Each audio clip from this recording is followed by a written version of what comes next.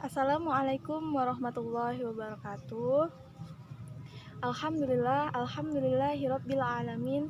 Wassalatu wassalamu ala asrofil anbiya'i wal mursalin wa ala alihi wa sahbihi azmain. Amma ba'du. Yang pertama, marilah kita panjatkan puji syukur kita atas kehadiran Allah Subhanahu wa taala yang mana dengan limpahan rahmatnya kita masih dapat bernafas, kita masih dapat menikmati dunia di hari ini. Tak lupa, salawat beriringkan salam, marilah sama-sama kita sampaikan kepada Nabi Muhammad SAW. Allahumma sholli wa sallim wa barik alaih. Yang mana, jika kita memperbanyak salawat kepada beliau, insya Allah kita akan mendapatkan syafaatnya di yaumil mahsyar kelak. Amin amin ya rabbal alamin. Baiklah teman-teman, saya akan bertausiah tentang bagaimana cara untuk menghadapi kesabaran. Baiklah teman-teman, saya akan bertausiah tentang sabar ya. Nah, saya akan menjelaskan 13 tips agar menjadi orang yang sabar dalam Islam. Dalam mencapai tujuan hidup, menurut Islam, akan ada banyak cobaan dan ujian yang harus kita hadapin. Cobaan yang datang baik itu langsung dari Allah ataupun dari manusia lainnya tetap harus dihadapi ya teman-teman, dengan kesabaran tentunya. Memang tidak mudah dalam bersabar, tapi sesuai hakikat manusia menurut Islam, semua pasti bisa melaksanakannya. Begitu banyak keutamaan sabar dalam Islam. Berikut ini saya akan menjelaskan beberapa cara dalam mengasah kesabaran untuk tetap tegar dalam menghadapi cobaannya. Nah, yang pertama tipsnya adalah niatkan karena Allah. Segala sesuatu yang kita perbuat di dunia ini hendaknya diniatkan karena Allah, dengan niat karena Allah. Maka kesabaran pun akan muncul. Contohnya teman-teman, ketika kita mendapat ujian, ketika kita mendapat cobaan, nah, kita harus ingat niat kita untuk apa? Untuk Allah. Nah, dari situ kita akan tersadar untuk mengucapkan istighfar ya teman-teman. Nah, seperti sebagaimana sabda Rasulullah SAW, amal itu tergantung niatnya, dan seseorang hanya mendapatkan sesuatu itu sesuai dengan niatnya. Barang siapa yang hijrahnya kepada Allah dan Rasulnya, maka hijrahnya kepada Allah dan Rasulnya. Dan barang siapa yang hijrahnya karena dunianya atau karena wanita yang hendak dinikahinya, maka hijrahnya itu sesuai dengan dia berhijrah untuk apa, seperti itu teman-teman. Hadis riwayat Bukhari dan Muslim. Nah, tips yang kedua untuk menghadapi kesabaran, kita harus banyak-banyak membaca Al-Quran. Nah, inilah salah satu fungsi Al-Quran dalam kehidupan kita. Karena dengan membaca Al-Quran, hati kita pun merasa tenang. Dan kesabaran di dalam menghadapi masalah di kehidupan ini pun akan muncul. Semakin banyak kita membaca, semakin tenang pula hati kita. Dalam Al-Quran juga banyak terdapat surah-surah Quran tentang kesabaran. Sebagaimana firman Allah Subhanahu wa taala di dalam Quran surah Al-Isra ayat 82. Dan kami turunkan dari Al-Quran suatu yang menjadi penawar dan rahmat bagi orang-orang yang beriman. Dan Al-Quran itu tidaklah menambah kepada orang-orang yang zalim selain kerugian. Oke, baiklah teman-teman, saya akan menjelaskan tips yang ketiga, yaitu selain yang pertama tadi kita harus niatkan karena Allah Subhanahu wa taala.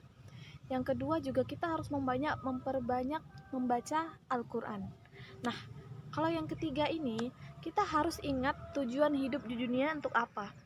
Nah, ingatlah bahwa kita hanya sementara hidup di dunia ini. Hakikat penciptaan manusia sesungguhnya adalah akhirat. Waktu kita singkat di dunia, jadi hendaknya kita menjadikan dunia ini untuk memperbanyak ibadah dan kuat dalam menghadapi setiap cobaan. Salah satu senjata kita yang harus kita gunakan adalah mencapai tujuan hidup adalah kesabaran, teman-teman. Allah juga memberitahukan kita bahwa tujuan hanyalah untuk menyembah kepadanya. Terdapat dalam Quran surah Az-Zariyat 56, dan aku tidak menciptakan jin dan manusia kecuali untuk menyembah kepadaku. Baiklah, itu tadi yang ketiga. Yang keempat adalah menyadari dosa yang telah kita perbuat. Ketika cobaan datang, maka hendaklah introspeksi diri bahwa kita mempunyai begitu banyak dosa, sehingga inilah balasan yang kita dapatkan dari dosa-dosa kita. Jadi teman-teman gini, ketika kita mendapat cobaan, bagaimana caranya kita untuk bisa bersabar? Ingatlah bahwa kita itu memiliki dosa. Mungkin dosa itu dibalas dengan cobaan yang datang, yang diberikan oleh Allah. Nah, dengan begitu kita jangan terus menyerah. Harusnya kita terus berusaha, jangan pasrah. Sebagaimana di dalam firman-Nya Allah dalam Quran surah Al-Baqarah ayat 155, dan sesungguhnya akan kami berikan cobaan kepadamu dan sedikit ketakutan, seperti kelaparan, kekurangan harta, jiwa, dan buah-buahan. Dan berikanlah berita gembira kepada orang-orang yang sabar. Nah, tips yang kelima adalah puasa.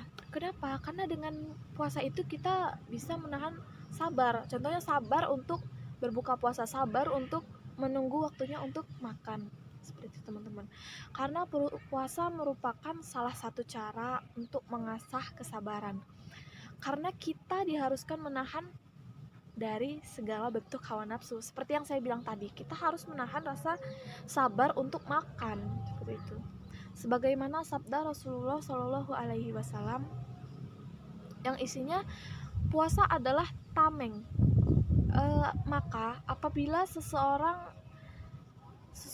dari kalian atau dari kita sedang berpuasa, janganlah dia berkata kotor, janganlah dia bertengkar dengan mengangkat suara. Nah, jika dia dicela dan disakiti, maka katakanlah, saya sedang puasa. Hadis riwayat Muslim. Yang keenam, berzikir. Zikir diartikan sebagai menyebut atau mengingat Allah dengan lisan melalui kalimat-kalimat thayyibah. Dengan selalu mengingat Allah, maka kita pun akan lebih sabar dalam menghadapi segala sesuatunya. Karena kita tahu bahwa Allah Subhanahu wa taala selalu ada untuk kita. Adapun orang-orang yang melampaui batas dan lebih mengutamakan kehidupan dunia, maka sesungguhnya nerakalah tempat tinggalnya. Dan adapun orang-orang yang takut kepada kebesaran Tuhannya dan menahan diri dari keinginan hawa nafsunya, maka sesungguhnya syurgalah tempat tinggalnya. Itu terdapat di dalam Quran surah An-Nazi'at ayat 31 sampai dengan 41. Jadi teman-teman, jika kita sabar seperti itu, balasannya syurga untuk seorang yang sabar. Nah, yang ketujuh, ingatlah janji Allah pada orang yang sabar. Terdapat di dalam Quran surah Ali Imran ayat 125 yang artinya seperti ini. Ia cukup jika kamu bersabar dan bersiap siaga dan mereka datang menyerang kamu, dengan seketika itu juga niscaya Allah menolong kamu dengan 5.000 malaikat yang memakai tanda-tanda. Selain itu, ada juga di dalam Quran surah Al-Baqarah ayat 157 yang artinya sebagaimana mereka itulah yang mendapat keberkatan yang sempurna dan rahmat dari Tuhan mereka, dan mereka itulah orang-orang yang mendapat petunjuk. Itulah janji Allah kepada orang-orang yang sabar dalam menghadapi segala sesuatunya, teman-teman. Nah, yang pertama tadi, janji Allah kita akan dibantu oleh 5.000 malaikat jika kita bersabar. Jika kita menghadapi kesulitan, Allah bantu dengan 5.000 malaikat. Jadi seperti itu janji Allah, teman-teman. Nah, yang kedelapan apa? Kita harus membaca kisah para nabi. Nah, kenapa kita harus membaca kisah para nabi, teman-teman? Karena para nabi kita, mereka selalu bersabar, teman-teman. Contohnya seperti Nabi Muhammad, teman-teman. Beliau dilempari batu, beliau nggak dipercayain, beliau dihina, beliau dicela, tapi beliau tetap sabar. Seperti kesabaran Nabi Ayub alaihissalam yang diceritakan di dalam Al-Quran. Itu terdapat di dalam Quran surah Al-Anbiya ayat 83 sampai dengan 84, yang artinya sebagai berikut. Dan ingatlah kisah Nabi Ayub ketika ia menyeru Tuhannya, "Ya Tuhanku, sesungguhnya saya telah ditimpa penyakit, dan Engkau ialah Tuhan yang maha penyayang di antara semua penyayang." Maka kami pun memperkenankan seruannya itu. Nah, lalu kami lenyapkan penyakitnya. Lalu kami lenyapkan penyakitnya yang ada kepada Nabi Ayub tersebut, dan kami kembalikan keluarganya kepadanya, dan kami lipatkan harta mereka sebagai suatu rahmat dari kami, dan buat menjadi peringatan bagi seluruh yang menyembah Allah. Nah, penyakit apa yang diderita oleh Nabi Ayub? Penyakit kulit, teman-teman. Nah, gara-gara itu semua orang menjauhi dia, teman-teman. Namun dia selalu sabar, dan akhirnya Allah membalas itu semua, kan? Allah melenyapkan penyakitnya, Allah mengembalikan hartanya, Allah mengembalikan keluarganya. Nah, dan yang ke-9, tips untuk bisa bersabar adalah kita harus bisa mengatur emosi, teman-teman. Tidak hanya mengatur emosi, yang ke-9 adalah kita harus mengatur emosi dan berwudu. Jika Anda marah, jika kita semua marah dalam posisi berdiri, maka duduklah, teman-teman. Seperti itu cara mengaturnya, teman-teman. Dan jika dalam keadaan duduk masih ada emosi, maka berbaringlah, teman-teman. Rebahan ya, bahasa anak sekarang rebahan. Jika di dalam keadaan berbaring kita juga masih marah, belum hilang juga marah kita, maka berwudulah, teman-teman. Ambil nafas yang panjang secara perlahan, lalu hembuskan kembali melalui mulut secara perlahan. Lakukan sambil berzikir hingga emosi yang ada di dalam diri kita menghilang. Nah, itu tips yang 9, teman-teman. Nah, yang ke-10 apa? Perbaiki pergaulan, teman-teman. Ternyata sangat penting pergaulan ini, teman-teman. Karena kita memang tidak boleh membeda-bedakan manusia, tapi kita harus bisa bergaul dengan orang-orang yang soleh dan soleha, agar kita juga menjadi soleh atau soleha. Salah satu ciri-ciri orang soleh adalah mempunyai kesabaran yang kuat, teman-teman. Nah, jangan sepele dengan arus pertemanan, karena istilah ketika kita berteman dengan tukang minyak wangi, apa yang terjadi? Kita akan ketularan bau wanginya ya, teman-teman. Namun apa yang kita dapatkan ketika kita berteman dengan orang yang tukang besi itu ya, pasti panas kan ya. Seperti itu, teman-teman, ininya istilahnya. Rasulullah Shallallahu Alaihi Wasallam juga menganjurkan satu hal ini dalam sabdanya. Seseorang yang duduk atau berteman dengan orang soleh dan soleha dan orang jelek adalah bagaikan berteman dengan pemilik minyak misk dan pandai besi. Seperti yang saya bilang tadi, teman-teman. Nah, jika engkau tidak dihadiahkan minyak mix olehnya, engkau bisa membeli darinya atau minimal dapat baunya, kan? Kalau kita berteman dengan tukang minyak wangi, seperti itu. Tapi adapun jika kita berteman dengan pandai besi, jika engkau tidak mendapati badan atau pakaianmu hangus terbakar, minimal engkau akan dapat baunya yang tidak enak. Nah, kalau yang mengasah besi itu kan pasti baunya nggak enak ya kan, udah panas. Nah, seperti itulah istilahnya teman-teman.